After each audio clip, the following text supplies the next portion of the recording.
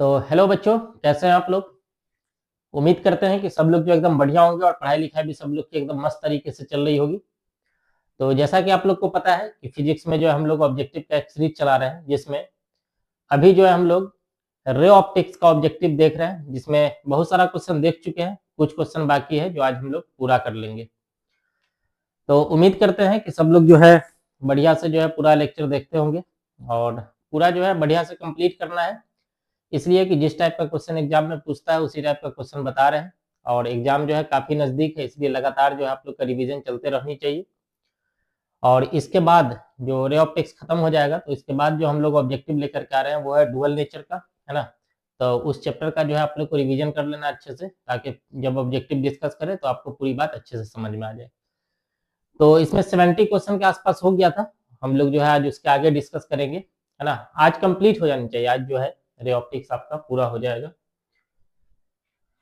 तो आइए देखते हैं, है ना। एग्जाम काफी नजदीक है तो आप लोग जो सब्जेक्टिव क्वेश्चन है उसका भी रिवीजन लगातार कीजिए। 5 मार्क्स का क्वेश्चन है वो भी जो है आपको लगातार रिवीजन में रखना है। बाकी ऑब्जेक्टिव जो है आप देखते चलिए। मेन है कि चैप्टर जो है आपको रिवाइज करना पड़ेगा ताकि अच्छे से जो है बात समझ में आ जाए। यहाँ तक जो है हम लोग क्वेश्चन कर चुके थे, है ना। इसके आगे आज हम लोग को देखना है। चलो यहाँ से, तो जिस क्वेश्चन का आंसर आपको पता रहेगा आंसर देते चलना है ना। और जिसका मालूम नहीं रहे तो उसको आप यहाँ से अच्छे से समझ लेंगे। ठीक है, देखो पहला क्वेश्चन है, कह रहा है कि the upper half of A convex lens is blanked, है ना। ब्लैंक का मतलब सीधा है कि ऊपर जैसे ये कन्वेक्स लेंस है तो इसके अपर पार्ट को, ये जो आधा पार्ट है इसको हम लोग क्या कर रहे हैं, कवर कर दे रहे हैं पूरा। तब कह रहा है कि बताइए साइज ऑफ इमेज पर क्या फर्क पड़ेगा, जो साइज ऑफ इमेज है उस पर क्या फर्क पड़ने वाला है।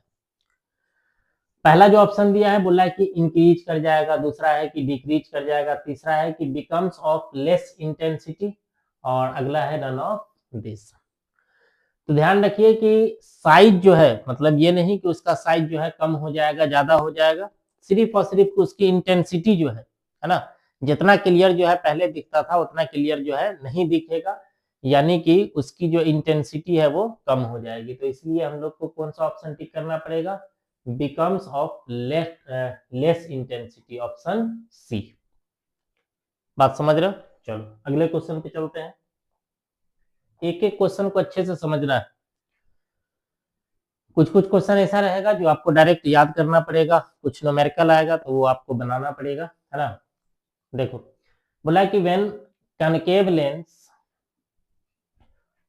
Of glass is immersed in water it work as, बोल रहा है कि कोई कनकेव लेंस है, इसको हम लोग क्या कर रहे हैं, वाटर के अंदर रख रहे हैं, है ना। उसके अंदर अगर वाटर के अंदर डुबा दे तो बोल रहा है कि वो कैसे वर्क करेगा।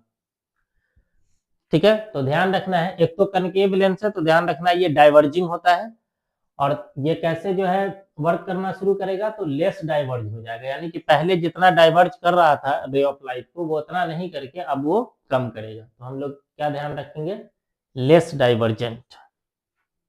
चलो अगला देखो, a biconvex lens can form a virtual image, एक बाई कन्वेक्स लेंस है, इसी लेंस को बाई कन्वेक्स लेंस बोलते हैं। ये एक बाई कन्वेक्स लेंस है, जो इमेज जो फॉर्म कर रहा है वो कैसा इमेज है, वर्चुअल है। तब कह रहा है कि if the object is placed, मतलब कहां पर जो है ऑब्जेक्ट को रखा जाए,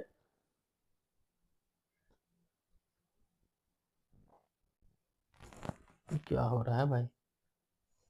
ठीक है, देखो बोला कि कहां पर ऑब्जेक्ट को रखा जाए ताकि उसका इमेज जो है वो वर्चुअल बने। अब ध्यान रखिए कन्वेक्स लेंस में अगर वर्चुअल इमेज बनाना है तो उसके लिए एक ही पोजीशन है, वो क्या रहता है, तो इसमें कौन सा दिया हुआ है, between the lens and it's focus, यही है ही, देखो यहाँ फोकस रहता है और ये लेंस है, तो इसी के बीच में रखने पर जो है इसका इमेज कैसा बनता है, वर्चुअल बनता है। एक ही पोजीशन ही होता है, इसके बीच में कहीं भी रखेंगे जो इमेज बनेगा वो कैसा आएगा, वर्चुअल आएगा। तो अपना ऑप्शन कौन सा हो जाएगा, option A, between the lens and it's focus, के लेंस और फोकस के बीच में रखना पड़ेगा।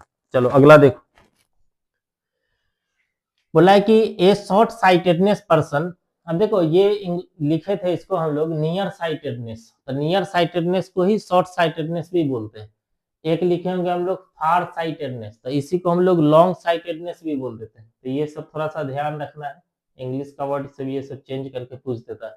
तो बोला कि ए short sightedness person use for clear vision, कि अगर कोई जो आदमी है जिसको क्या है शॉर्ट साइटेडनेस है, तो वो क्लियर विजन के लिए, एकदम क्लियर देखने के लिए वो कौन से लेंस का यूज करेगा। तो हम लोग पढ़ चुके हैं कि शॉर्ट साइटेडनेस के लिए किस लेंस का यूज करते हैं, कनकेव लेंस का, तो ऑप्शन बी।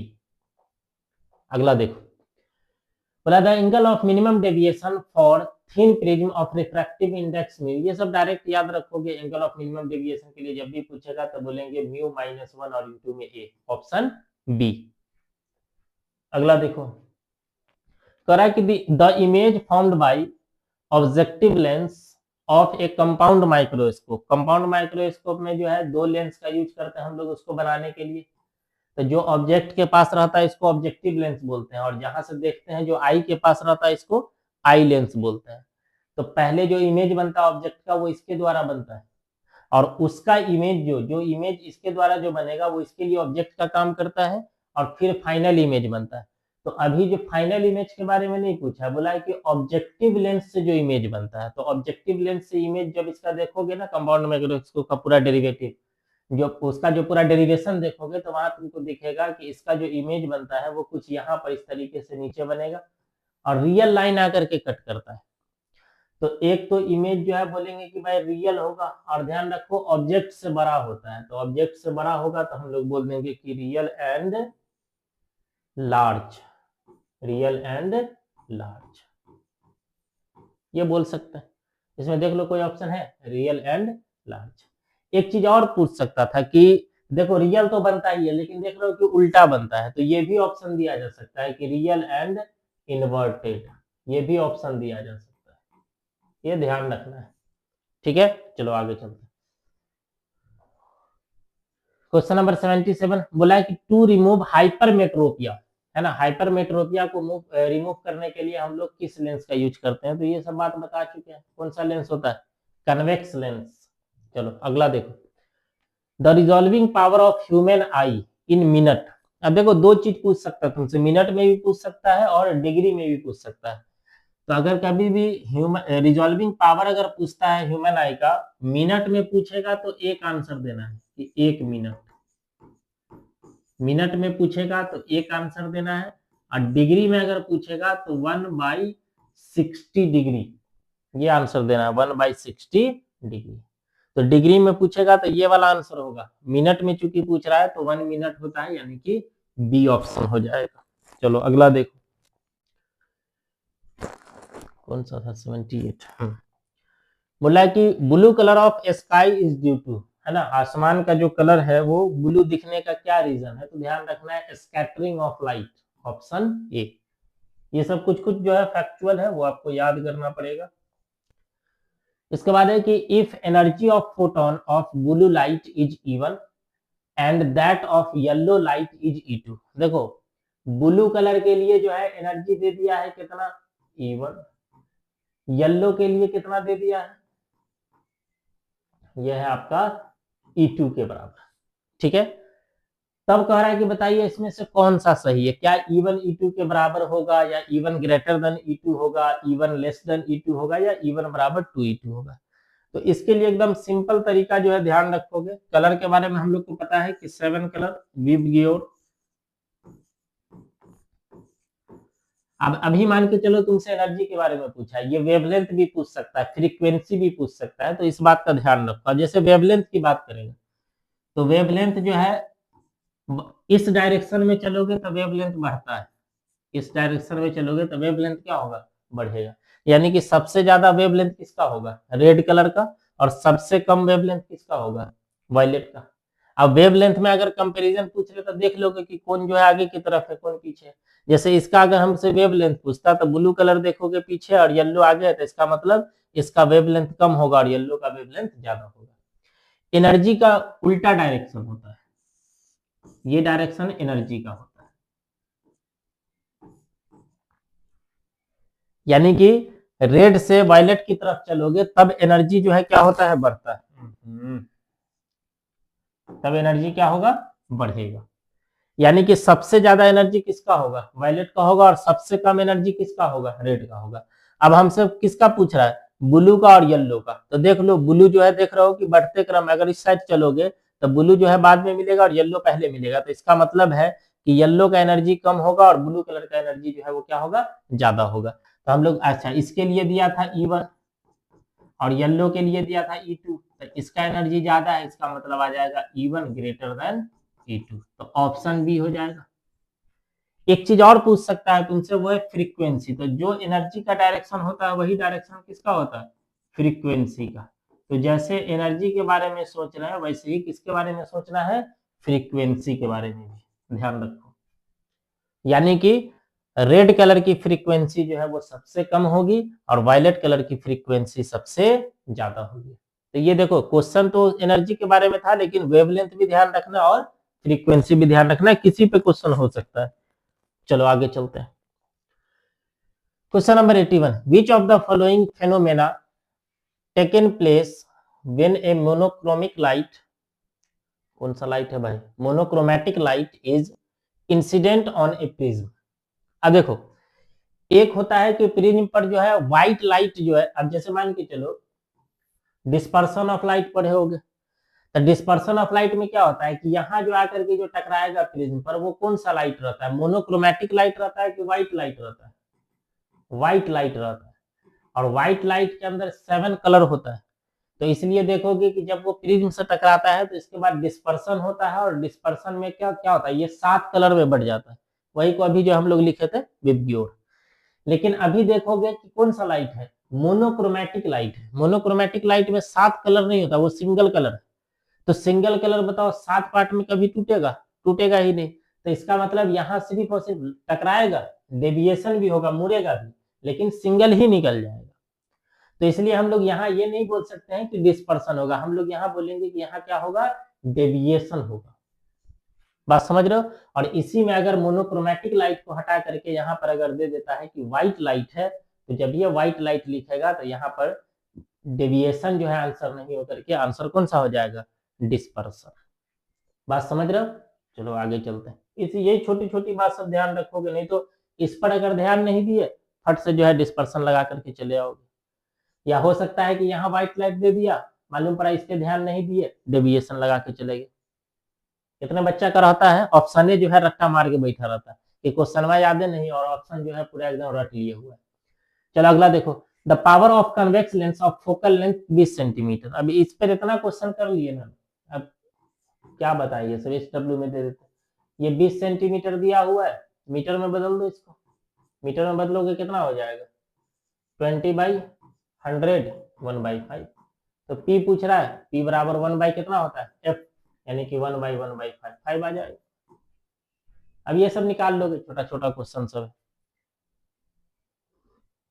चलो अगला देखते हैं। बोला कि the velocity of light in is maximum in, velocity of light जो है वो किस में मैक्सिमम होता है, एयर में, ग्लास में, वाटर में और वैक्यूम में। तो देखो जब ये मैक्सिमम की बात आया तो ये दोनों तो पहले छट जाएगा, मेन कंफ्यूजन होगा एयर में और वैक्यूम में। तो सिंपल सा हिसाब रखना है कि एयर और वैक्यूम दोनों ऑप्शन अगर दिया हुआ है तो आपको वैक्यूम टिक करना है। बात समझ रहे हो। अगर एयर और वैक्यूम दोनों ऑप्शन में है तो क्या टिक करना है, वैक्यूम। कोई एक अगर है, जैसे मान लीजिए चलो एयर दिया हुआ है तो सिर्फ एयर टिक करना है, वैक्यूम अगर हटा दिया। कभी कभी ऐसा रहता है कि एयर दे देता है या नन ऑफ दिस लिख देगा, तब अगर कंपेयर करोगे तो तीनों में सबसे ज्यादा जो है स्पीड किसके अंदर होगा, एयर में होगा, तो इसलिए एयर आंसर हो जाएगा। बट यहाँ चूंकि वैक्यूम ऑप्शन दिया हुआ है तो ऑप्शन डी हो जाएगा वैक्यूम। ये दोनों में तो पता ही है कि कभी भी रहेगा तो इससे कम ही स्पीड रहने वाला है। ठीक है, चलो अगला देखो।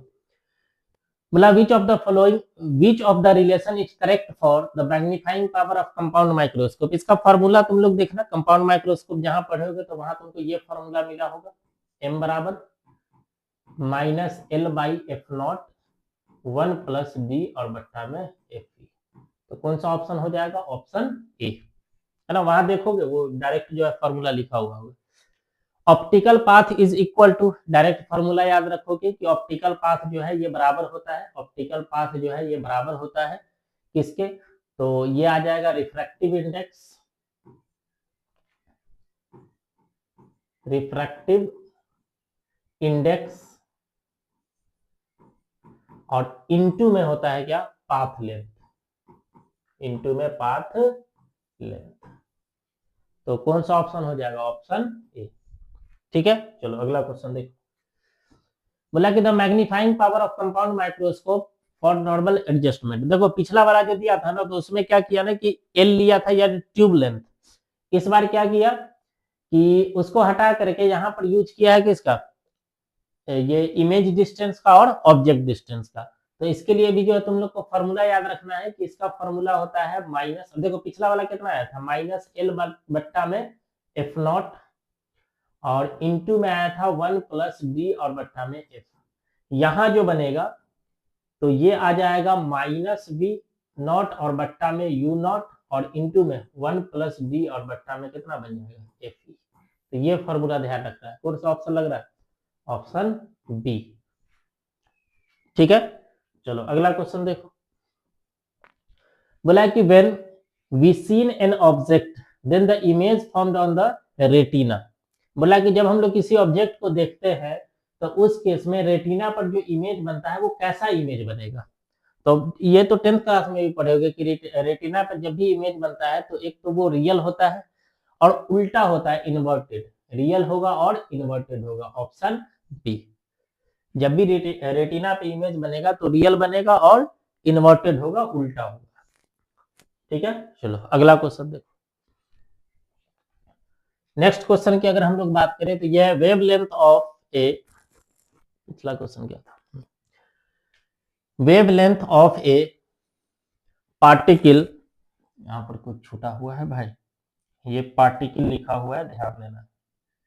ये जो देख रहे हो ये क्या लिखा हुआ है, particle of mass m moving with velocity v। बोल रहा है कि वेवलेंथ बताना है एक जो है पार्टिकल का जिसका मास m है और वो कितने वेलोसिटी से मूव कर रहा है, v से। तो डायरेक्ट फॉर्मूला याद रखोगे कि लैम्डा बराबर होता है h और बट्टे में mv। ये ध्यान रखना है, ऑप्शन बी। चलो अगला क्वेश्चन देखो। अगला क्वेश्चन क्या है,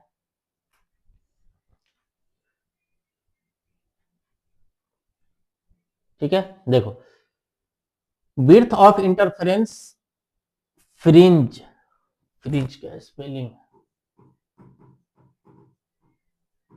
ठीक है।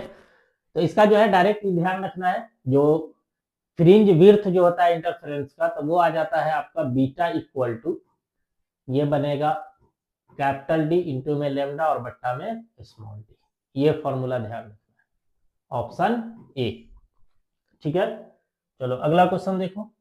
Next, dispersive power depends on, dispersive power जो है वो क्या चीज पे डिपेंड करता है। तो पहला लिखा है कि मटेरियल ऑफ द प्रिज्म, दूसरा शेप ऑफ द प्रिज्म, तीसरा है साइज ऑफ द प्रिज्म, और चौथा है size, shape and material of the prism. ठीक है, अब देखो ये ऑप्शन देकर के तो इधर ऐसे ही कंफ्यूज कर दिया। ठीक है, तो ध्यान रखना है मटेरियल ऑफ द प्रिज्म, कि ये जो डिस्पर्सिव पावर है ये किस पे डिपेंड करता है, मटेरियल ऑफ द प्रिज्म पे, यानी कि वो प्रिज्म किस मटेरियल का बना हुआ है। अगला देखो, wave front is the locus of all points. Wave front पढ़े होगे कि किस तरीके से बनता है, where the particles of the medium vibrates with the same. अब देखो बोल रहा है कि जो वेव फ्रंट बनता है, तो वेव फ्रंट जो है, जहां वेव फ्रंट बनेगा वहां पर जो है पार्टिकल, उस मीडियम में पार्टिकल क्या करता है, वाइब्रेट करता है। और वाइब्रेट करते टाइम में हर एक पार्टिकल का जो क्या चीज है जो सेम होनी चाहिए। तो ध्यान रखना है कि क्या चीज सेम होनी चाहिए, फेज। ठीक है, चलो अगला देखो।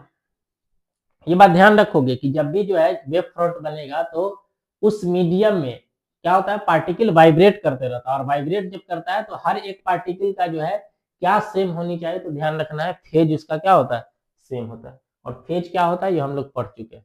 चलो अगला देखो, बोला है कि इन ए डबल स्लिट एक्सपेरिमेंट, इस क्वेश्चन को रहने दोगे इसलिए कि देखो इतना डेप्थ में नहीं जाने वाला है ना।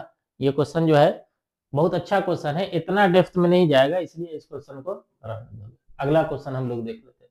वैसे आंसर जो है इसका ये बनेगा डी स्क्वायर बट्टा में 2 और कैपिटल डी इंटू में लेमडा, ठीक कर लोगे, बट वो इतना डेप्थ में नहीं जाएगा, ध्यान रखो। चलो अगला देखो। बोला कि which of the following is the path difference for destructive interference, ठीक है। एक तो पढ़े होगे कंस्ट्रक्टिव और एक है डिस्ट्रक्टिव। एक पढ़े होगे कंस्ट्रक्टिव इंटरफेरेंस और एक अभी जो है ये दिया है डिस्ट्रक्टिव।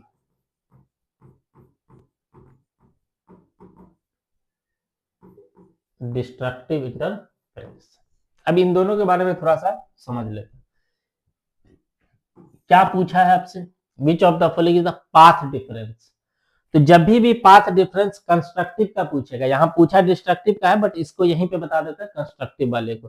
तो जब भी कंस्ट्रक्टिव का पाथ डिफरेंस पूछेगा तो ध्यान रखना है कि इसका जो पाथ डिफरेंस होता है वो n लेमडा होता है।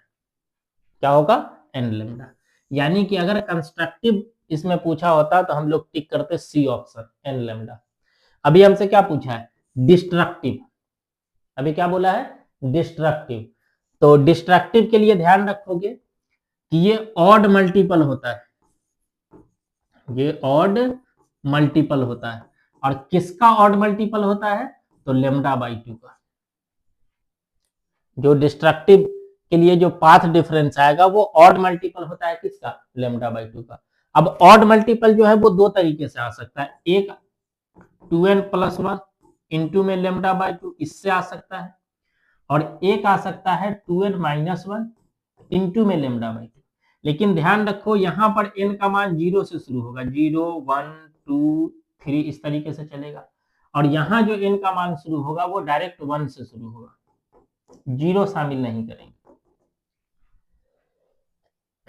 ठीक है, ये भी फॉर्मूला बन सकता है, ये भी फॉर्मूला बनेगा। इसमें n जो है 0 से लेना है और इसमें n कहां से काउंट करना है। ठीक है, तो आंसर देखो, अभी जो ऑप्शन दिया है वो 2n प्लस 1 लेमडा बाई 2 है, तो इसको टिक कर देंगे। लेकिन ये ऑप्शन नहीं देकर के ये भी ऑप्शन दिया जा सकता है, ये ध्यान रखना है कि ये ऑप्शन नहीं देकर के ये भी ऑप्शन दिया जा सकता है, ध्यान रखना है। और सब ऑड मल्टीपल आएगा, देखो 0 रखोगे, n के जगह पे 0 रख दिए तो ये कितना बन जाएगा, 0 बना देगा, 1 से गुना कर दोगे लेमडा बाई 2। अगर मान के चलो 1 रख दिए तो कितना बन जाएगा, ये 2 इंटू 1 2 प्लस में 1 3, तो 3 लेमडा बाई 2। तो ऑड मल्टीपल आ रहा है ना। यहाँ भी देखोगे 1 रखने पर ये कितना बन जाएगा, 1 रखोगे तो इसको ये क्या करेगा, 1 रखने पर ये 2 माइनस 1 यानी कि लेमडा बाई 2 आ जाएगा। अगर हम 2 रख दे तो 4 माइनस 1 3 लेमडा बाई 2 आ जाएगा। तो ऑड मल्टीपल आएगा इसमें। तो ध्यान रखना है कंस्ट्रक्टिव के लिए ये और डिस्ट्रक्टिव के लिए ये ध्यान रखोगे। चलो अगला क्वेश्चन देख लेते हैं। नेक्स्ट, ये क्या है भाई, तो बोल रहा है कि transverse nature of light was confirmed by the phenomena. कौन से फिनोमेना से हमको जो है क्या चीज का, transverse nature of light was confirm. Transverse nature of light जो है वो क्या चीज को कंफर्म करता है ना। या ऐसे भी हम लोग बोल सकते हैं कि किस फेनोमेना से जो है लाइट का ट्रांसवर्स नेचर जो हम लोग को पता चलता है। तो ध्यान रखना है कि यह है आपका पोलराइजेशन। क्या जाएगा, पोलराइजेशन। ठीक है, कौन सा घटना या कौन सा फिनोमेना होगा जिससे हमको ये पता चलेगा कि लाइट जो है वो कैसा है, ट्रांसवर्स नेचर का है। तो ध्यान रखना है पोलराइजेशन ऑफ लाइट। चलो अगला देखो, बोला है कि a convex lens is dipped in a liquid which refractive index is equal to the refractive index of the material. ये क्वेश्चन हम लोग पीछे पढ़ चुके हैं कि लेंस का रिफ्रैक्टिव इंडेक्स और जिस लिक्विड में उस लेंस को डिप कर रहा है उसका रिफ्रैक्टिव इंडेक्स दोनों अगर बराबर होता है तो अगर फोकल लेंथ की बात करेगा तो फोकल लेंथ जो है वो कितना के बराबर आता है, इनफाइनाइट, बिकम इनफाइनाइट। और बताए थे कि अगर पावर पूछेगा तो चूंकि फोकल लेंथ इनफाइनाइट है तो इसका पावर जो है वो क्या हो जाएगा, 0 के बराबर। चलो अगला देख, relative permittivity is equal to, ये ध्यान रखोगे क्या होता है, इक्वल टू μ1। ये सब तो पहले भी देख चुका है। चलो अगला क्वेश्चन देखो, ये कुछ इस तरीके से लिखा हुआ है, बोल रहा है कि ये कितना के बराबर होगा। तो ध्यान रखो इसको हम लोग, इसका क्या मतलब है कि refractive index of medium 2 with respect to medium 1। तो इसको हम लोग ऐसे लिखते हैं μ2, ये वाला ऊपर लिखाता है और यहाँ जो लिखा रहता है ये नीचे लिखाता है। इसी को लिखने का ये भी तरीका है 2 1, यानी कि रिफ्रैक्टिव इंडेक्स ऑफ मीडियम 2 है ना विथ रिस्पेक्ट टू मीडियम 1, इसको भी लिखते हैं μ2 और बट्टे में μ1। यही चीज अगर ऐसे लिखा रहता 1 और यहाँ 2 रहता तो ऊपर में 1 आता और नीचे में 2 आ जाता। तो अभी चूंकि ये वाला दिया हुआ है तो 2 वाला देख लो कौन सा लग रहा है, μ2 और बट्टे में μ1। चलो अगला क्वेश्चन देखो, इमेज फॉर्म्ड ऑन रेटिना। अभी देखें कि रेटिना पर कैसा इमेज जो है बनता है, तो रियल बनेगा और इन्वर्टेड बनेगा, ध्यान रखना कि रियल बनेगा और इन्वर्टेड बनेगा। चलो अगला देखो, which of the following is the cause of formation of rainbow, कि रेनबो जो बनता है तो उसके बनने का क्या कारण है ना। यहाँ पर थोड़ा सा सोच समझ के जो आंसर देना है, which of the following is the cause of formation of rainbow, कि रेनबो जो बनता है उसका क्या कारण है, या रेनबो के बनने का क्या कारण है। क्या लग रहा है इसमें से, स्कैटरिंग है, डिफ्रैक्शन है, डिस्पर्सन है और रिफ्रैक्शन है ना। तो ध्यान रखना है क्या टिक करोगे, डिस्पर्सन, है ना। जब भी देखोगे तो रेनबो का जो फॉर्मेशन होता है तो उसमें कलर ही तो बढ़ता है ना, कई कलर जो है दिखने लगता है ना, तो वो किसके द्वारा आता है, डिस्पर्सन के द्वारा। चलो अगला देखो, बोला कि the focal lens of capacity 4 dioptre, है ना। कोई लेंस है जिसका कैपेसिटी बोले पावर बोले सेम ही बात है, 4 डायोप्टर दिया हुआ है, फोकल लेंथ पूछ रहा है तो बराबर 1/4, तो इसको डिवाइड करोगे कितना आ जाएगा,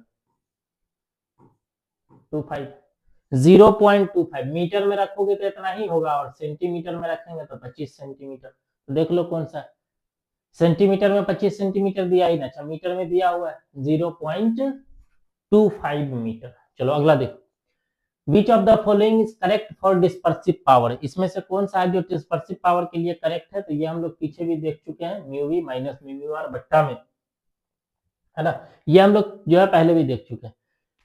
बोला कि the focal length of glass, जिसका जो है रिफ्रैक्टिव इंडेक्स दे दिया, ग्लास का रिफ्रैक्टिव इंडेक्स कितना दे दिया है, 3/2, और इसके लिए लिख दिया है, अच्छा इसको बोला है कि Fa से लिखना है, एयर में है तो इसको बोला है कि किससे लिखना है, Fa से। इसका फोकल लेंथ जो है वो किससे लिखना है, Fa से। एक मिनट, अच्छा इसको इतना ही रहने दो। आगे बोला है कि वाटर का रिफ्रैक्टिव इंडेक्स दे दिया है, कितना है, तो ये दिया हुआ है 4/3, और इसके लिए दे दिया है फोकल लेंथ कितना, Fw। देन इसमें से कौन सा सही है, बहुत अच्छा क्वेश्चन है ये, ठीक है। एक बार पूछा था शायद 22 में पूछा हुआ था। तो एक काम करते हैं हम लोग, इसमें देखो एयर में जो फोकल लेंथ है वो दे दिया है, और वाटर में जो फोकल लेंथ है वो Fw दिया, और इसी में रिलेशन पूछ रहा है। तो एक जो है तुम लोग डायरेक्ट फार्मूला ध्यान रखो, ये किसी क्वेश्चन में पीछे जब बनाए होंगे ना तो कहीं ना कहीं उसको पूरा जो है डिराइव किए होंगे, बट यहाँ जो है तुम लोग एक डायरेक्ट फार्मूला ध्यान रखो कि 1/Fa बट्टा में 1/Fw इक्वल टू, डायरेक्ट ध्यान रखोगे ग्लास का रिफ्रैक्टिव इंडेक्स -1 बट्टा में ग्लास का रिफ्रैक्टिव इंडेक्स बट्टा में वाटर का रिफ्रैक्टिव इंडेक्स और माइनस में, ये ध्यान रखो। अब इसमें क्या होगा देख लो, इसका मान दिया हुआ है 3/2 -1, इसका मान दिया हुआ है 3/2, इसका मान दिया है 4/3 -1। इसको जब आगे सॉल्व करोगे तो ये कितना आ जाएगा, ये बनेगा ऊपर में 1/2, और यहां आ जाएगा तुमको 9 माइनस में 8 और बट्टा में 8। इसको देख लेना सॉल्व करके, यहाँ पर Fw ऊपर चला जाएगा, Fa नीचे आ जाएगा, और यहाँ अगर देखोगे तो 1/2 और बट्टा में आ जाएगा 1/8, इससे ये कटेगा, 4 ऊपर चला जाएगा 4/1। क्रॉस मल्टीप्लाई जब करोगे तो Fw इक्वल टू आ जाएगा 4 और इंटू में Fa, यानी कौन सा ऑप्शन हो जाएगा, ऑप्शन डी, ठीक है। चलो इसको पीछे देख चुके थे, वहां देख लोगे किस तरीके से। अब देखो अगला क्या है, which of the following relation is correct for intensity of scattered light. ये पीछे हम लोग देख चुके हैं कि जो स्कैटर्ड लाइट होता है उसका इंटेंसिटी जो होता है ना, वेवलेंथ भी पूछा था, अच्छा दोनों में रिलेशन है, इंटेंसिटी और वेवलेंथ में तो बताए थे कि आई जो है वो अगर डायरेक्टली में लिखना है तो लेमडा का पावर -4 होता है, और अगर इनवर्सली में लिखना है तो 1 बट्टा में लेमडा का पावर कितना होगा, 4। तो जैसा ऑप्शन है, अगर माइनस में ऑप्शन दिया रहे तो ये टिक करना है, अगर प्लस में दिया रहे तो इसको टिक करोगे। अभी प्लस में दिया है तो ये हो जाएगा आई डायरेक्टली प्रोपोर्शनल टू 1/λ का पावर 4। चलो अगला क्वेश्चन देखो, बोला कि the refractive index of material of the prism. इसका तो डायरेक्ट फॉर्मूला जो है तुम लोग को पता होनी चाहिए, है ना। म्यू बराबर क्या होता है, साइन A प्लस में डेल्टा M बट्टा में 2 बाई साइन ए बाई 2। देख लो ऐसा जो ऑप्शन है वो सही हो जाएगा। कौन सा लग रहा है? ये वाला ऑप्शन होगा, इसमें ये साइन बाहर में होगा, है ना, साइन ए प्लस डेल्टा एम बट्टा में 2, यानी कि ऑप्शन सी। चलो अगला क्वेश्चन देखो, next. Critical angle for transparent medium diamond is, critical angle for transparent medium diamond is कितना होता है इसका? 24 पॉइंट, हाँ यही होनी चाहिए। कितना होता है? 20। ये डायरेक्ट याद रखोगे कि जो डायमंड का क्रिटिकल एंगल कितना होता है, 24.41 डिग्री। ये डायरेक्ट ध्यान रखोगे। चलो अगला देखो, बोला है कि इफ म्यू जी, जी का मान दिया, यानी रिफ्रैक्टिव इंडेक्स ऑफ ग्लास दिया हुआ है 3/2, ये तो अभी देखे। वाटर का दिया हुआ है कितना है? 4/3। ये ऊपर लिखा गया है मेन, ये इस तरीके से क्वेश्चन पूछ रहा है कि म्यू यहाँ W है और यहाँ G है, इसका मान बताना। तो अभी बताया कि देखो यहाँ जो रहता है इसको हम लोग ऊपर में लिखते हैं, है ना, यहाँ जो लिखा रहता है इसको हम लोग ऊपर में लिखते हैं, यानी कि G वाला ऊपर चला जाएगा, W नीचे आ जाएगा, तो G वाला है 3/2, ये है 4/3, 3 ऊपर जाके गुना हो जाएगा तो 9/8 आ जाएगा, ऑप्शन सी। चलो अगला देखो, बोला कि power of 2 lenses in contact, अगर 2 लेंस जो है कॉन्टेक्ट में रखा हुआ है तो उसका पावर कितना होता है? तो पता है P बराबर P1 प्लस में P2। जो देख लो कौन सा ऑप्शन है, P1 और प्लस में P2, ऑप्शन ए।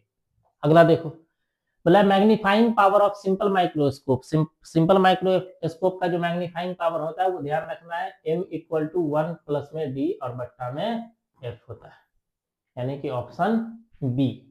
ये सब डायरेक्ट फॉर्मूला सब है, ये ध्यान रखना पड़ेगा।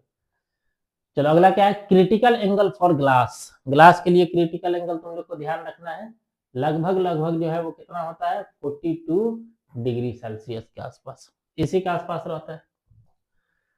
चलो इतना क्वेश्चन करना था हम लोग को रे ऑप्टिक्स में। जितना क्वेश्चन बताया है उसको एकदम बढ़िया से जो है एक बार और पूरा अच्छे से रिवीजन कर लोगे, और कोशिश करोगे कि जब रिवीजन करने बैठे तो अगर कोई क्वेश्चन पढ़ रहा है तो उसके आसपास अगर कोई क्वेश्चन बनने वाला है, थोड़ा सा जो है सोचोगे ना कि इसके आसपास भी कोई क्वेश्चन पूछा जा सकता है क्या, उस पर भी थोड़ा सा सोच रहा। अच्छे बच्चे का यही काम होता है कि जितना क्वेश्चन बता दिए उसको तो पढ़ना ही है, पढ़ते टाइम में बहुत सारा क्वेश्चन जो ऐसा लगेगा कि इस क्वेश्चन पे एक और क्वेश्चन जो है इस टाइप का पूछा जा सकता है, तो उसके बारे में भी थोड़ा सा सोचना है, ठीक है।